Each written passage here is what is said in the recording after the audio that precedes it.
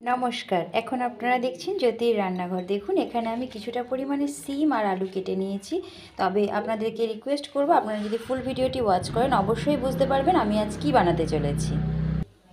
গ্যাসে কড়াই বসিয়ে দিয়েছি, দিয়ে দেবো এখানে আমি সাদা তেল বা আপনারা সর্ষের তেলও ব্যবহার করতে পারেন। দিয়েছি অল্প করে 3 চামচ তেল, দিয়ে দেবো কালো জিরে ফোড়নে। ফোড়নটা থেকে মিষ্টি একটা সুগন্ধ উঠেছে, দিয়ে দেবো কেটে রাখা সিম আর আলুটা। সিম আলুটা এবারে আমি ভেজে নেব একটু সময় নিয়ে, গ্যাসের ফ্লেমটা কমিয়ে, যতক্ষণ পর্যন্ত আলুটা না সেদ্ধ হয়ে যাচ্ছে। ফিরে এলাম 7 থেকে 8 মিনিট পর। দিয়ে দেব নুন। আমি এখানে 2 চামচ পরিমাণে ছোটো চামচের নুন দিলাম। দিয়ে দেব ভর্তি করে 1 চামচ গুঁড়ো হলুদ, 2খানা কাঁচা লঙ্কা চেরা। খুব ভালোভাবে নেড়ে এটা মিশিয়ে দেব। দেখতেই পাচ্ছেন এখানে আলু আর সিমের গায়ে একটা গোল্ডেন কালার ধরেছে। এবারে আমি হলুদটা দিয়ে 2 মিনিট মতন একটু গ্যাসের ফ্লেমটা কমিয়ে নেড়ে নেব। এবারে ভালোভাবে মিশিয়ে দিলাম, হলুদের কাঁচা গন্ধটা এর থেকে চলে গেছে। এবারে মেন উপকরণটি মেশাবো। কেটে রেখেছিলাম দেখুন পেঁয়াজ কলি, মানে পেঁয়াজ পাতা যেটাকে বলা হয়, সেটা ছোট্ট ছোট্ট করে আমি এখানে 250 গ্রাম পেঁয়াজ পাতা নিয়েছি।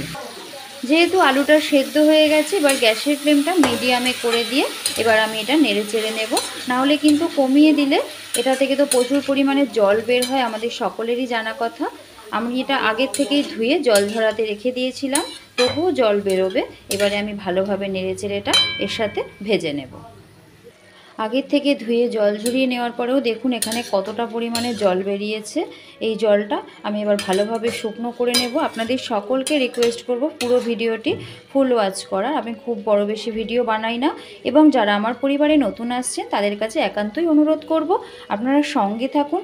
ইউটিউবের কিছু নিয়ম আছে এবং গাইডেন্স আছে, সেটা মেনে আমি অবশ্যই আপনাদেরকে ব্যাক করব। আপনারা আসলে এত তাড়াহুড়ো করবেন না। 24 ঘন্টা পর আমি আপনাদেরকে অবশ্যই আপনার চ্যানেলে গিয়ে ব্যাক দিয়ে আসব।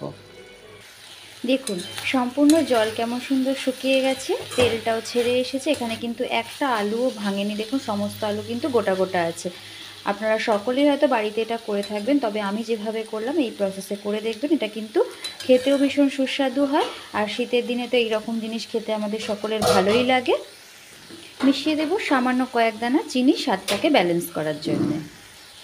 এবার এটা সম্পূর্ণ ভাজা রেডি হয়ে গেছে। আমি এবার গ্যাসের ফ্লেমটা বন্ধ করে নামিয়ে নেব। চিনিটা যেহেতু দিয়েছি তাই জন্য 2 মিনিট মতন একটু নেড়ে নিচ্ছি, নেড়ে নামিয়ে ফেলবো। রেডি হয়ে গেল। এবারে আমি এটা নামিয়ে প্লেটে সার্ভ করে দেখাবো। চটজলদি রেডি হয়ে গেল দেখুন আজকের পেঁয়াজকলি আলু সিম দিয়ে ভাজা। এটা পেঁয়াজ পাতাও বলা যায়, পেঁয়াজকলিও বলা যায়। এতক্ষণ ধরে আমার রেসিপিটির সাথে জুড়ে থাকার জন্য আপনাদের সকলকে অসংখ্য ধন্যবাদ। সকলেই ভালো থাকুন, সুস্থ থাকুন।